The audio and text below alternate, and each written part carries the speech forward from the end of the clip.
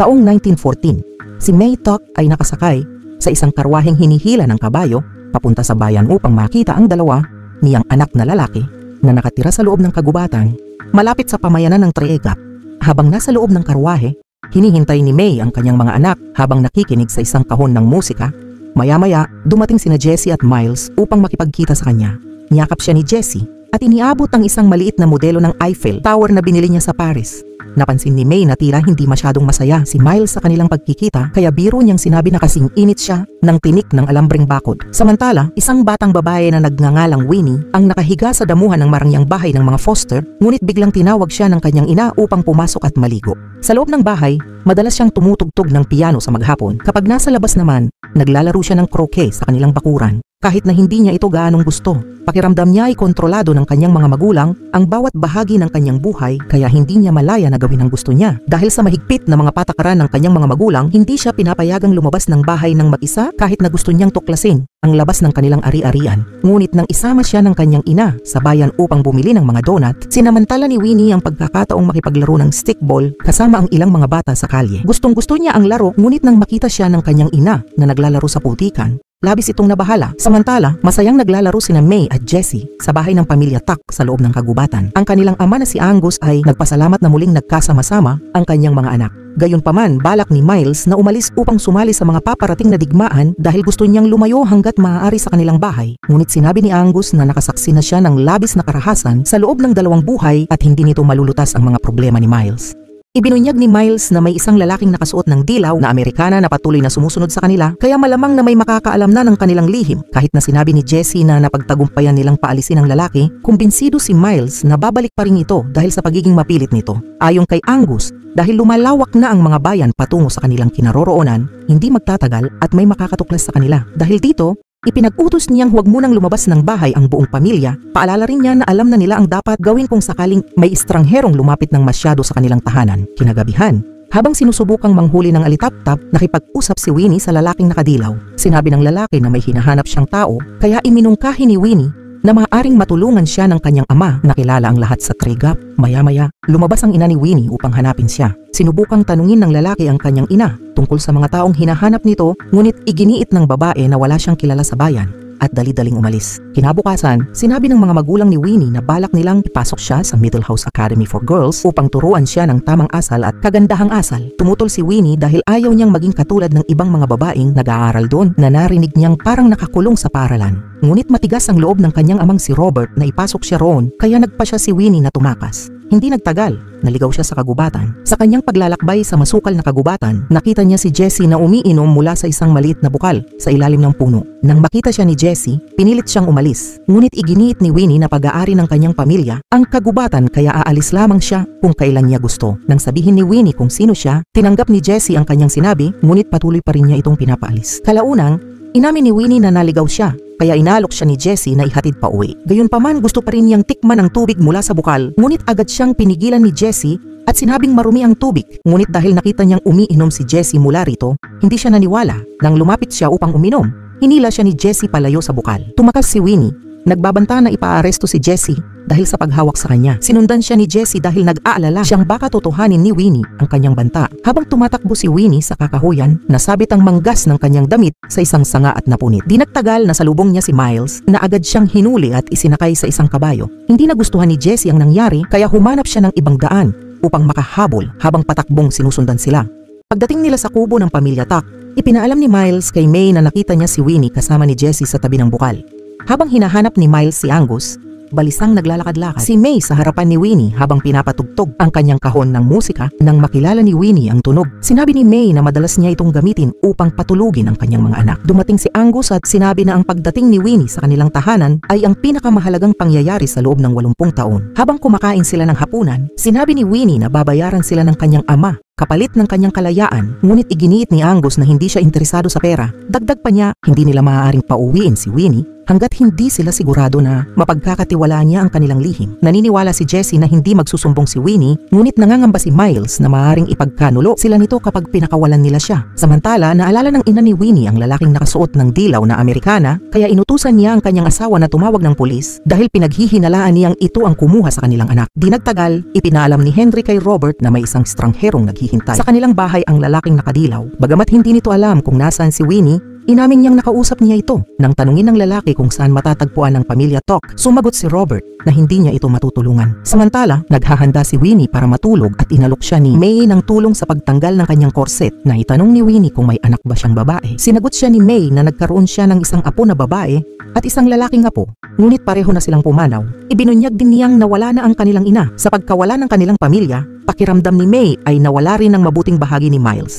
Sa sementeryo, nakatagpo ng lalaki sa dilaw na Amerikana ang isang pari. Tinanong niya ito kung may nakalibing na miyembro ng pamilya Tak sa lugar. Sinabi ng pari na wala silang taong may ganoong apelyido sa kanilang libingan. Pagkatapos, tinanong siya ng estranghero kung nais ba niyang mabuhay magpakailanman, ngunit tinawag ito ng pari na isang kalapastanganan. Kinabukasan, ginising ni Jessie si Winnie at inimbitahang makita ang Eiffel Tower. Samantala, bumuo ng pangkat sina Robert at Henry upang hanapin si Winnie sa kagubatan. Isang pulis ang nakakita sa piraso ng tela mula sa napunit na damit ni Winnie.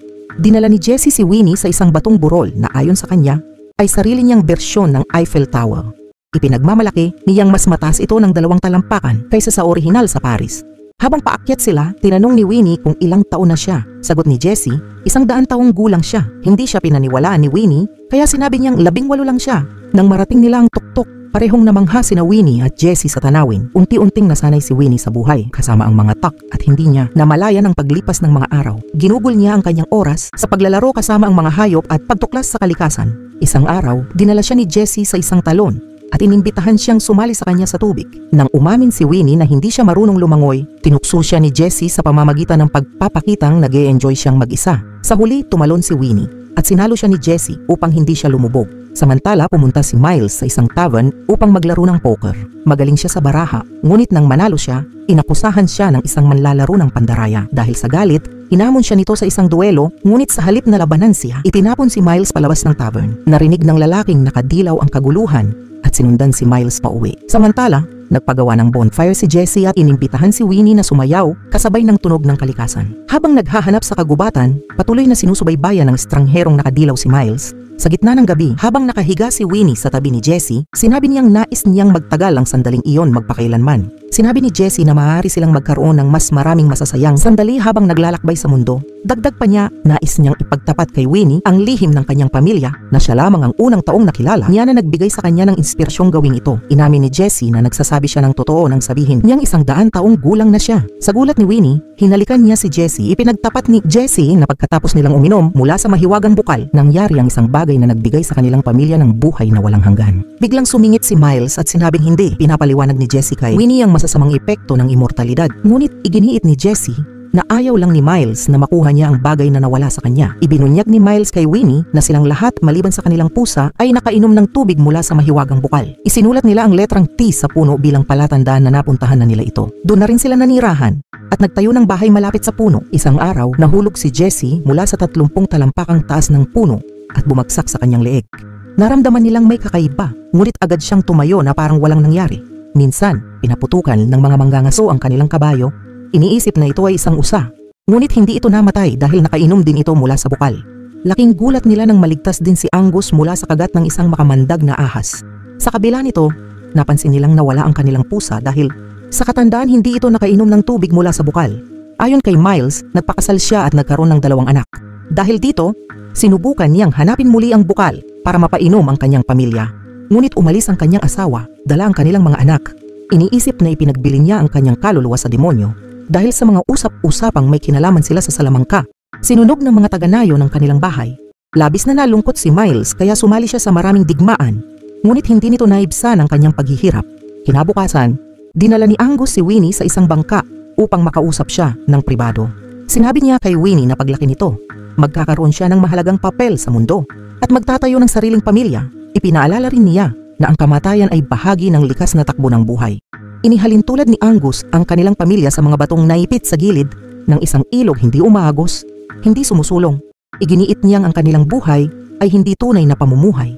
Pinayuhan niya si Winnie na kung malalaman ng ibang tao ang tungkol sa bukal, tiyak na mag-aagawan sila rito. Nang tanungin ni Angus kung gusto niyang mabuhay magpakailanman, sumagot si Winnie na hindi. Sa di kalayuan, palihim silang pinapanood ng estrangherong nakadilaw gamit ang kanyang binoculars. Di nagtagal, pumunta ang estranghero sa tahanan ng Foster upang ipaalam sa mga magulang ni Winnie na natuntunan niya ang kanilang anak. Sinabi niyang nasa pamilya Tuck ito, ngunit siya lang ang nakakaalam ng kinaroroonan nila. Kapalit ng pagsisiwalat ng impormasyon, kailangang ibigay ni Robert sa kanya ang pagmamay-ari ng kagubatan. Bagamat nagdadalawang isip si Robert, pinilit siya ng kanyang asawa na ibigay ang gusto ng estranghero upang mailigtas si Winnie. Sinabi ng lalaki na kailangang magmadali dahil balak nang umalis ng pamilya Tuck. Agad bumuo ng pangkat upang hanapin si Winnie sa kagubatan. Gaya ng sinabi ng estranghero, naghahanda ng umalis ang pamilya Tuck. Ngunit plano ni Jessie na ihatid si Winnie pauwi. Habang papalayo si Winnie, sinabi ni Jessie na mamamatay siya kinabukasan kung kapalit nito ay isang gabi lamang silang magkasama. Bigla silang pinigilan ng estranghero, sinasabing nag-aalala ang pamilya ni Winnie para sa kanya. Ngunit agad niyang inilipat ang kanyang atensyon kay Angus na tila alam na niya ang lihim ng pamilya. Nagpahiwatig si Angus na maaaring siya ang lalaking matagal nang sumusubaybay sa kanilang mga anak. Tinanong ni May kung paano nalaman ng estranghero ang kanilang lihim. Sinagot siya ng lalaki na ang kanyang lola na ikinulong sa isang ospital para sa mga baliw ay may kakilalang babae na nagsalita tungkol sa mga taong hindi tumatanda. Ibinunyag ng estranghero na kapalit ng pagtukoy niya kay Winnie, ibinigay sa kanya ni Robert ang buong kagubatan. Nangako siya kay Angus na kung dadalhin siya sa bukal, papayagan niya silang manatili roon. Plano niyang ipagbili ang pagiging immortal sa ibang tao. Hinawakan niya si Winnie at pinaputukan si Jessie nang tumanggi si Angus. Habang mabilis na, bumangon si Jessie mula sa tama ng pagputok na patunayan ng estranghero ang kanyang teorya. Tinakot niya si Winnie gamit ang armas at inutusang dalhin siya sa bukal. Ngunit biglang lumitaw si May mula sa likuran at hinampas ang estranghero gamit ang isang armas. Sa kabila nito hindi siya agad natapos. Dumating ang pangkat ng tagapagligtas, kaya't inutusan ni Angus sina Jessie at Miles na tumakas. Gayunpaman naaresto sina Angus at May at dinala sa kulungan. Kinabukasan, dumating ang isang pulis sa tahanan ng Foster upang alamin ang kalagayan ni Winnie. Ipinahayag ni Winnie na hindi siya dinukot ng mga Tuck. Nilinaw niyang pinili niyang manatili sa kanila at sila ay kanyang mga kaibigan. Ibinunyag ni Robert na tinapos ni May ang estranghero, ngunit iginiit ni Winnie na ginawa lang iyon ni May upang protektahan siya. Sa kabila nito hindi nawala ang kasong pagpatay laban kay May na nakatakdang maparusahan. Dahil saksi si Winnie, sinabi ng pulis na kailangang tumistigo siya sa paglilitis. Kinagabihan umakyat si Jessie sa bintana ni Winnie upang humingi ng tulong. Ipinaliwanag niyang kung paparusahan si May at hindi siya mawawala, malalaman ng lahat ang kanilang lihim kaya kailangan nilang sagipin siya. Di nagtagal, pumunta si Winnie sa kulungan at sumigaw ng tulong. Nang lumabas ang bantay, sinalubong siya ni Jessie at Miles na may dalang espada. Samantala, kinuha ni Winnie ang susi at binuksan ng selda upang palayain sina May at Angus. Pinaputukan ng bantay sina Jessie at Miles, ngunit bumangon sila na parang walang nangyari. Sa takot, tumakbo palayo ang bantay.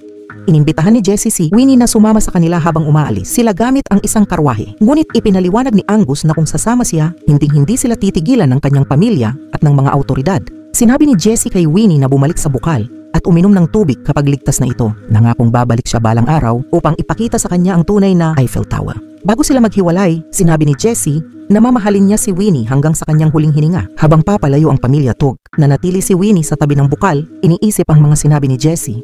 Ngunit naalala rin niya ang payo ni Angus na ang ganitong klaseng buhay ay hindi totoong pamumuhay.